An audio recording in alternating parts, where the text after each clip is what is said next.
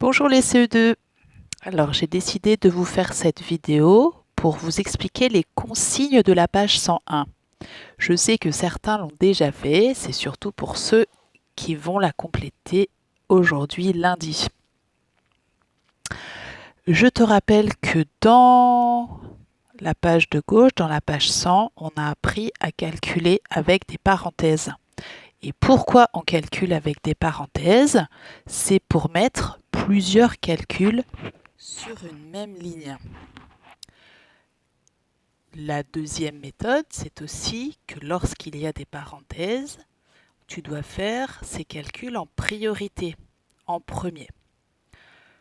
Exercice A1.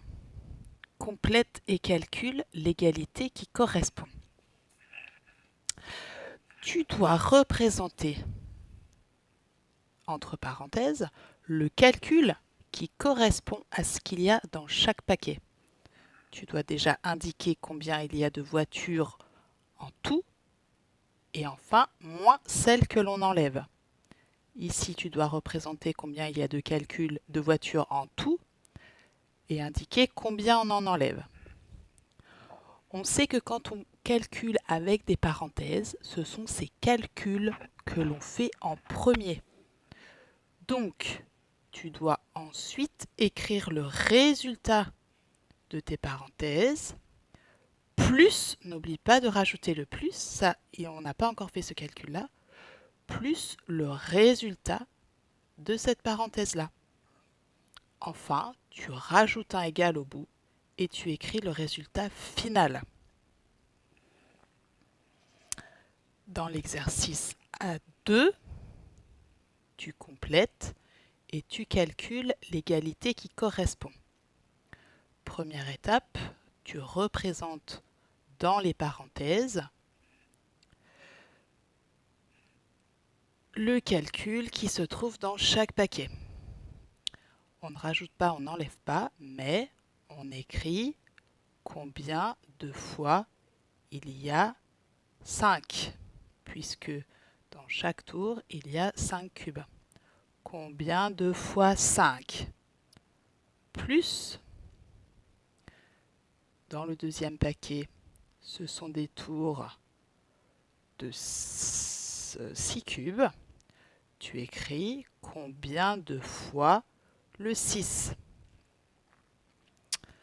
Une fois que chaque parenthèse est écrite, tu dois déjà calculer ce qu'il y a dans chaque parenthèse. Égal, tu fais ton calcul, plus, tu fais ton deuxième calcul. Et tu as un second égal à écrire et le résultat final. Si ça déborde, ce n'est pas grave. A3. Cette fois-ci, les calculs sont déjà écrits.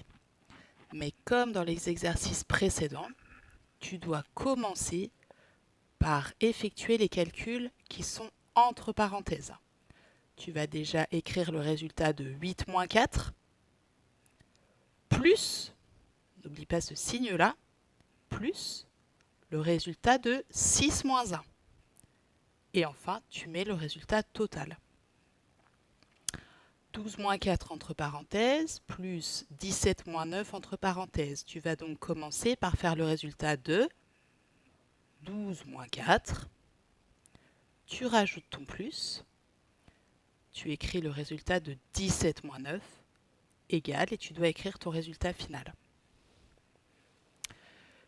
Dans l'exercice A5, même technique, mais cette fois-ci avec des fois et des plus. Attends, je pose mon appareil pour pouvoir être plus simple. Ah, c'est mieux. Tu vas commencer par écrire le résultat de 10 fois 7. Mais ton calcul n'est pas terminé. Une fois que tu écris ton résultat, tu rajoutes 8 et tu écris ton résultat final. Enfin, 2 paires de parenthèses, donc 2 résultats. D'abord le résultat de 10 fois 2, plus le résultat de 10 fois 5, et tu écris ton résultat final. Enfin, comme chaque parcours, il y a un problème. Je te rappelle que les calculs entre parenthèses sont faits pour avoir plusieurs calculs sur une même ligne. Donc là, je te laisserai lire ce problème et n'oublie pas que tu dois écrire plusieurs calculs sur une même ligne. Je te rappelle que ce symbole correspond à ton calcul, que tu le résous dessous, et le petit bloc-notes correspond à ta phrase réponse. Ta phrase réponse doit répondre à la question du problème. Combien ai-je dépensé? Ta phrase réponse va commencer par j'ai dépensé et tu écris ta réponse en finissant par un point. Voilà.